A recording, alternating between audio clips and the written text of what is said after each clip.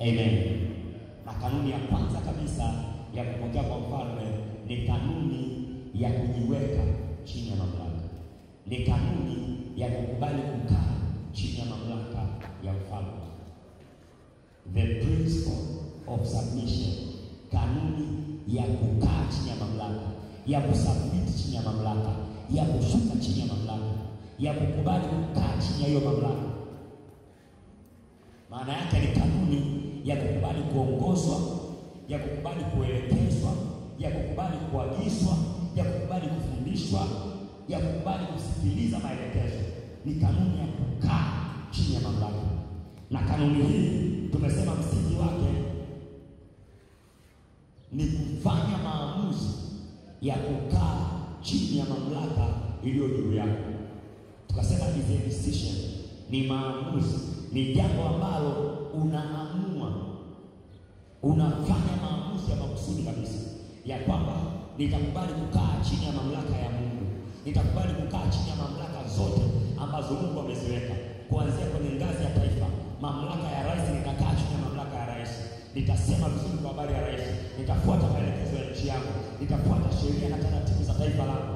Kanuni ya kukaa chini ya viongozi wa serikali, kuanzia rais mpaka mjumbe wa nyumba kumi, nitakaa chini yake. Nitafuata maelekezo ya mjumbe, nitafuata maelekezo ya mwenyekiti, nitafuata maelekezo ya diwani, nitafuata maelekezo ya mtendaji, nitafuata maelekezo ya mbunge, nitafuata maelekezo ya waziri, nitafuata maelekezo ya mkuu wa mkoa.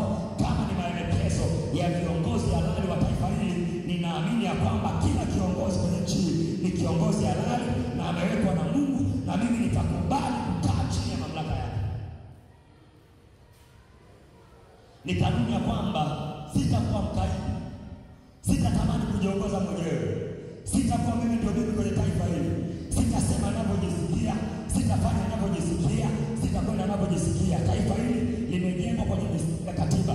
Nitafuata misingi ya taifa hili, nitafuata taratibu ya taifa hili, nitafuata viongozi wa taifa hili, nitafuata maelekezo yao. Ni kanuni ya kukubali kukaa chini ya mamlaka. Jamani, Bwana Yesu asifiwe. Jamani, Bwana Yesu asifiwe. Lakini kukaa chini ya mamlaka ya viongozi wa kanisa ambao Mungu amewaweka katika kila kanisa. Mungu ameweka viongozi. Makanisa mengine kuna wachungaji, makanisa mengine kuna manabii, makanisa mengine kuna mitume, makanisa mengine kuna wainjilisti, makanisa mengine kuna walimu. Kila kanisa lina mchungaji, kila kanisa lina kiongozi. Uongozi wote wa kanisa, kuanzia mchungaji mpaka kiongozi wa mwisho kwenye ile kanisa, ni utaratibu ambao Mungu ameweka kwenye ile kanisa, ili kupitia ile kanisa Mungu alibariki hilo kanisa, Mungu alibariki hilo taifa, Mungu alibariki familia za huko kanisani. Kwa sababu niliwaambia kanisa ndio namna ambayo ndio sauti ya Mungu kwenye taifa. Kanisa ni sauti ya Mungu kwenye taifa. Mungu anapotaka kubariki taifa, Mungu anapotaka kuliponya taifa, Mungu anapotaka kuliinua taifa, anapita kwenye kanisa, anatafuta watu wake aliowaita katika kanisa lake, anasema na kanisa lake, anasema na watu wake. Kupitia hilo kanisa, hilo taifa litabarikiwa. Kupitia hilo kanisa, hao watu watabarikiwa. Kupitia hilo kanisa, hiyo jamii itabarikiwa. Bwana anasema ya kwamba ikiwa watu wangu walioitwa kwa jina langu watajinyenyekeza na kuziacha njia zao mbaya na kunitafuta uso, anasema nitasikia kutoka mbinguni, nitawasamehe dhambi yao na kuiponya nchi yao. Lakini pale juu anasema ikiwezekana, itawezekana nikaipiga nchi kwa tauni, inawezekana nikaipiga nchi kwa magonjwa, inawezekana nchi kadondoka kwenye ukame, nchi kadondoka kwenye hatari za mbalimbali, kwenye magonjwa mbalimbali, kwenye majanga mbalimbali. Inawezekana ni shetani akayaachilia, inawezekana ni Mungu akaruhusu kwa kulipiga taifa fulani. Mungu anasema hata kama taifa ni la kwangu, hata kama rais ni wa kwangu, hata kama mfalme ni wa kwangu, lakini ili Mungu ashuke na kuliponya hilo taifa na kuliponya jamii na kuwaponya watu. Mungu anasema watu wangu, maana yake kanisa langu nililolichagua kwa jina langu, nililoleweka kwa jina langu, watakapotambua nafasi yao kwenye taifa, wakanitafuta mimi Mungu, nitasikia kutoka mbinguni na kuliponya hilo taifa kupitia hao watu. Jamani, Bwana Yesu asifiwe. Na Mungu akitaka kusema na taifa lake, akitaka kuachilia ujumbe kwenye taifa lake, atawatafuta watu wake aliowaita kwa jina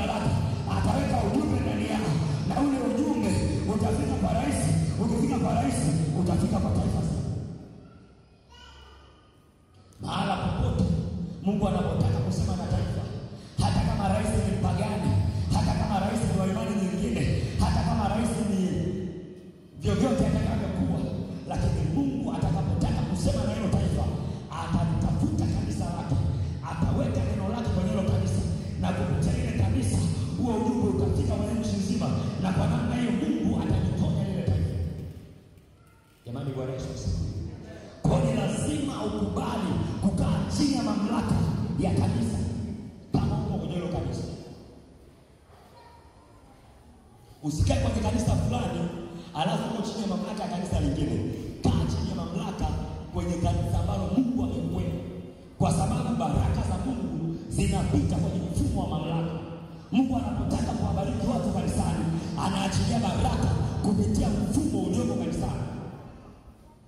Katika kitabu cha Zaburi 33 mstari wa 3 anasema ni vyema na inapendeza ndugu wakae kwa pamoja na kwa umoja.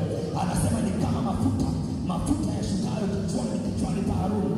Haruni alikuwa anawakilisha kuhani kwenye kanisa la Mungu. Kwa sababu Mungu anapotaka kuachilia mafuta, anapotaka kuachilia upako, anapotaka kuachilia baraka, anasema wale watu wanapotaka pamoja na kwa umoja chini ya Haruni ambaye ni kuhani katika hilo kanisa, anasema Mungu ataachilia baraka kwenye kichwa cha Haruni, na zile baraka zitashuka mpaka kwenye ndevu za Haruni, mpaka upindo wa vazi lake. Maana yake zitashuka kutoka juu kwa kuhani, zitashuka chini mpaka kwa mtu wa mwisho kwenye ile kanisa. Lakini baraka ni lazima zianze kwa kuhani aliyeko kwenye ile kanisa ambalo Bwana ameliweka pale. Jamani, Bwana Yesu asifiwe. Baraka zitashuka kwa wazee, zitashuka kwa mashemasi, zitashuka kwa wakuu wa idara, zitashuka kwa wakuu wa kanda, zitashuka kwa kila kuna kanisa. Zitafika, lakini zitaanza kwa kuhani wa ile kanisa. Jamani, Bwana Yesu asifiwe. Kwa kanuni ya msingi ni kukubali kukaa chini ya hiyo mamlaka, ili Mungu anapobariki baraka zake zikuku